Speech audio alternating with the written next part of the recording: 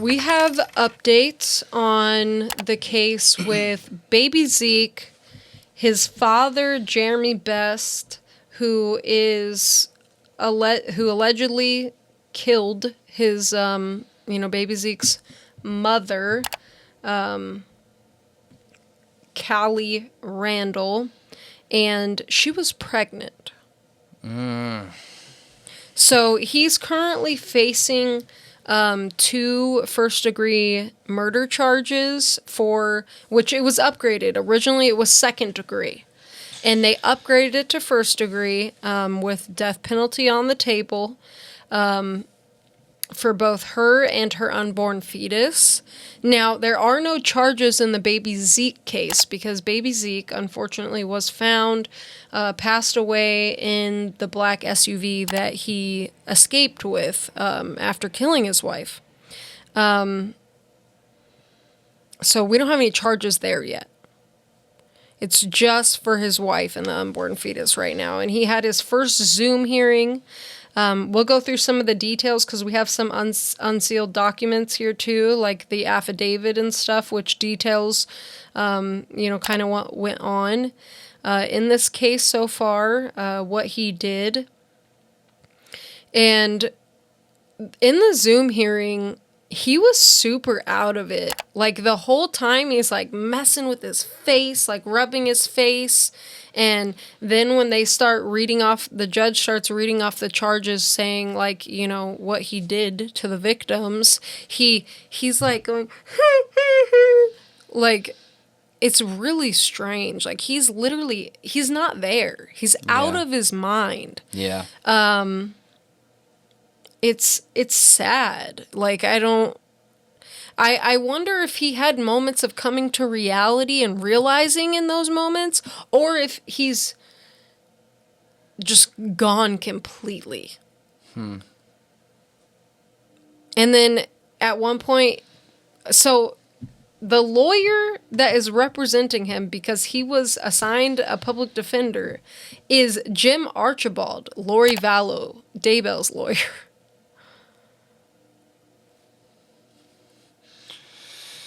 Man, he's had a rough couple years. Yeah, right?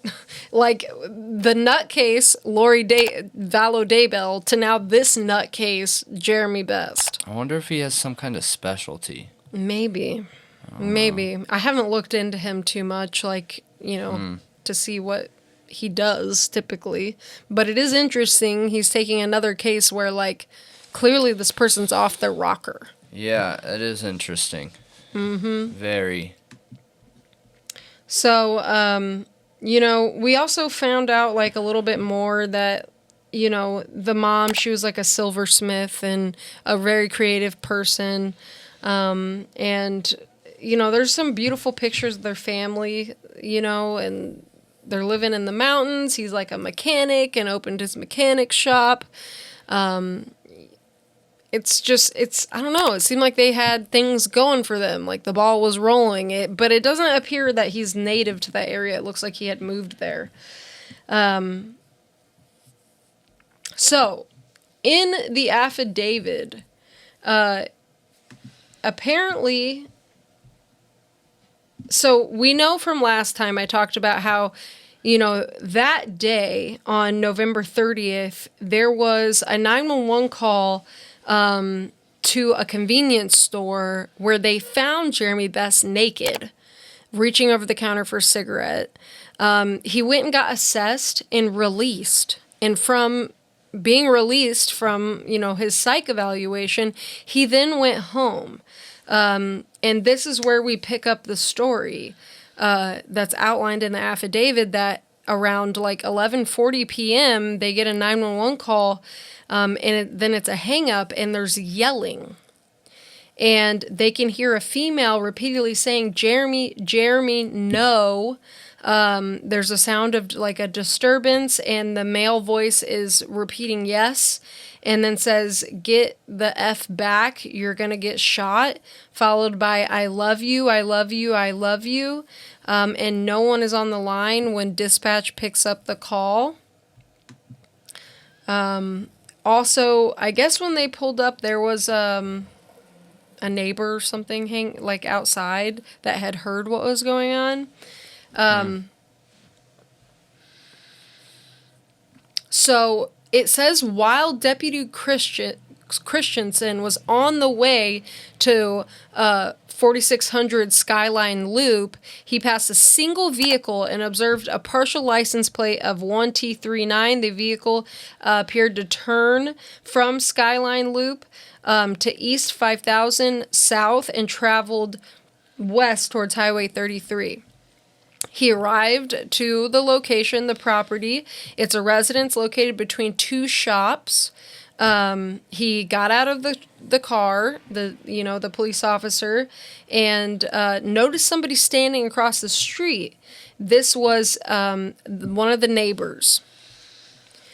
He said he heard his neighbors fighting. He knew who they were. He knew they had a baby.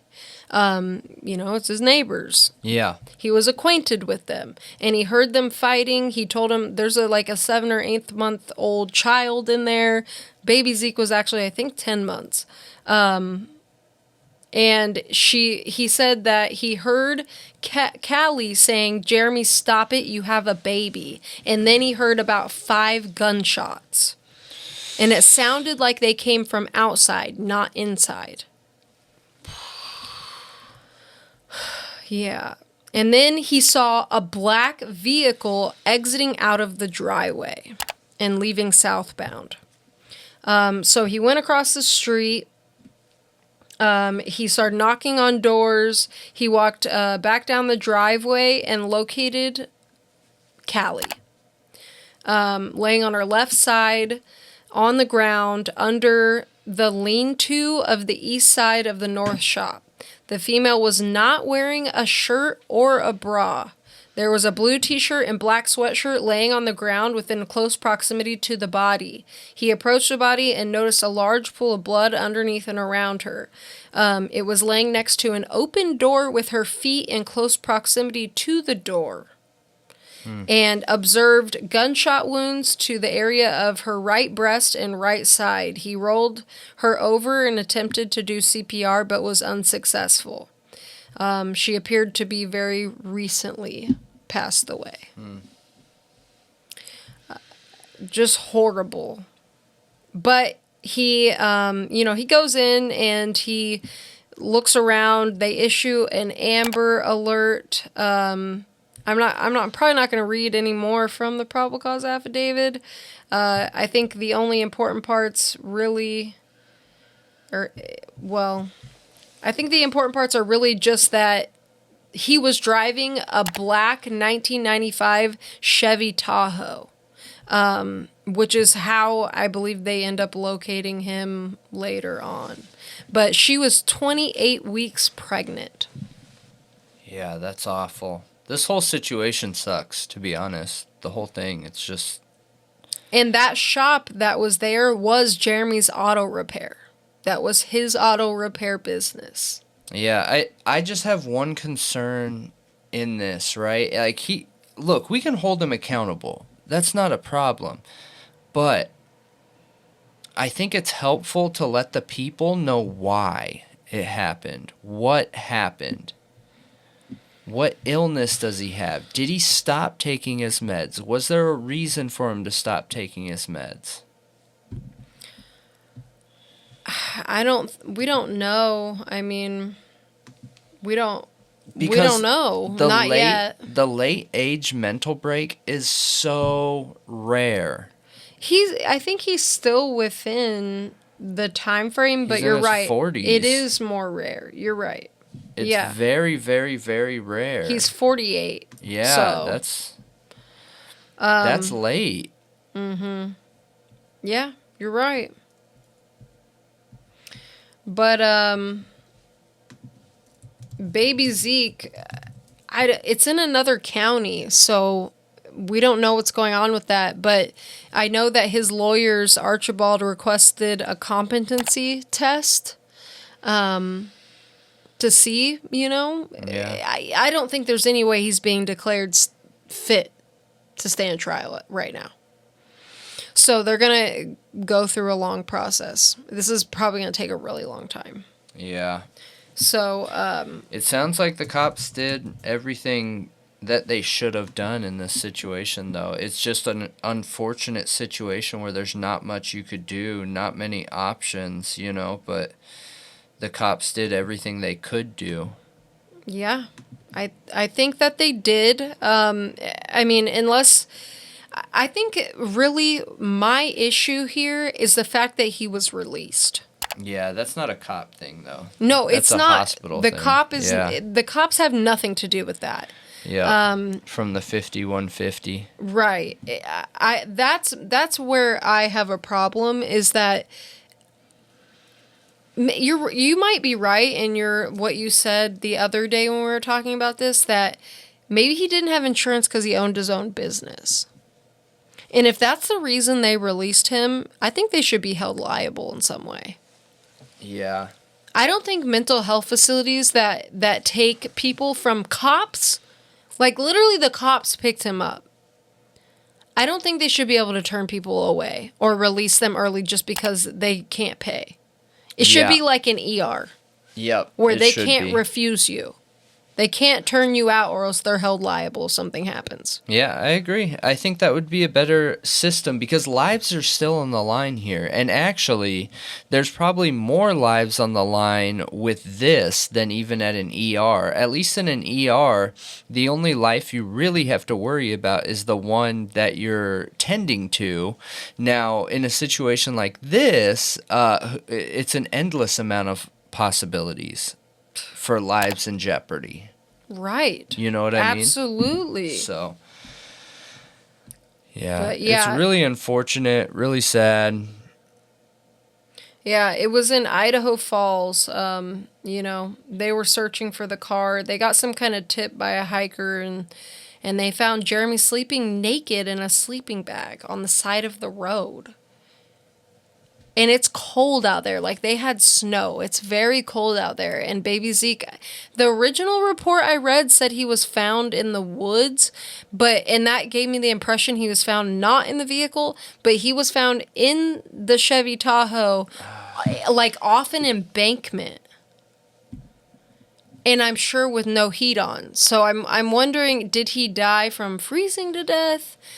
Like, did his father do something to him? We don't know yet.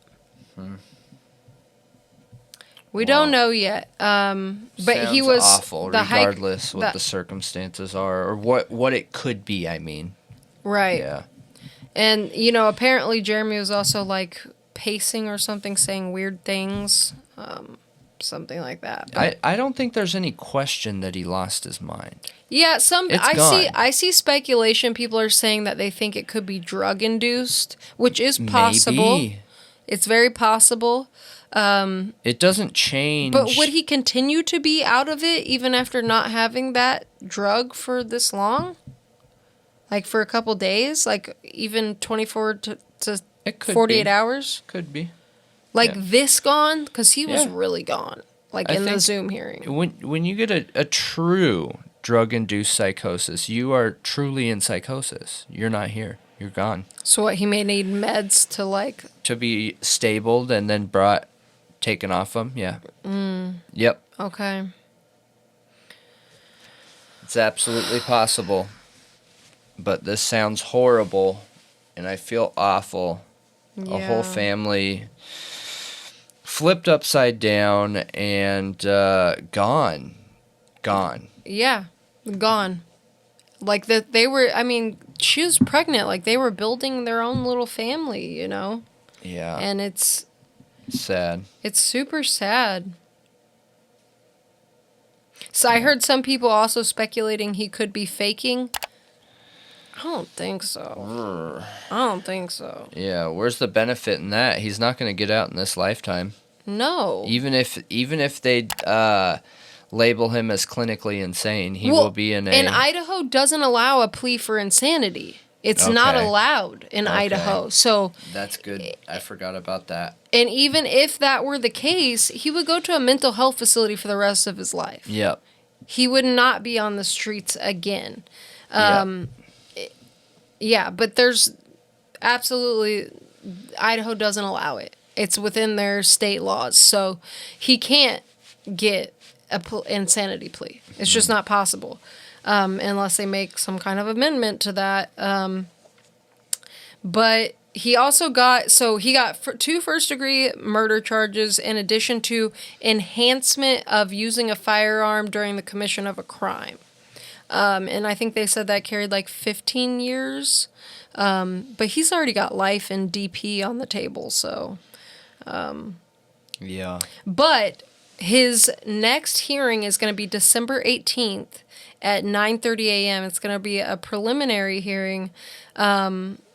I'm really curious to see, like, how that's going to go, because it doesn't sound like that one's going to be a Zoom hearing. So I'm really curious to see how he's going to behave in the courtroom, and also... if they let him. It's going to depend. It is going to depend. But he's got no bond, of course. And yeah, so we'll wait until that court hearing and see what happens. And also waiting to see if additional charges are filed for baby Zeke, which I assume they will be. It's just a different county in Idaho Falls than Victor, Idaho. So sad situation. Yeah. Very sad situation. Yeah. Looking at the pictures of their family and baby Zeke, it makes me really sad. Yeah. It just was unnecessary, and they could still be here if the system worked. Yeah. And sometimes it's not their fault. Like, I mean, I guess it is kind of weird they released him. Could he have been faking to try to get away with it? But in Idaho, you can't make that plea. So, I mean, did he not know that? I mean, do you think it's even possible he could be faking? Because I don't. I don't really think that's possible. But it also begs the question, why was he released? Because if he was acting anything like he was in the Zoom hearing, he should not have been. You can tell he's in psychosis. Yeah. You can tell he is not here. Mm-hmm. He couldn't even keep it normal for court. Yeah. He's gone. But I want to know what you guys think. But yeah, that's it.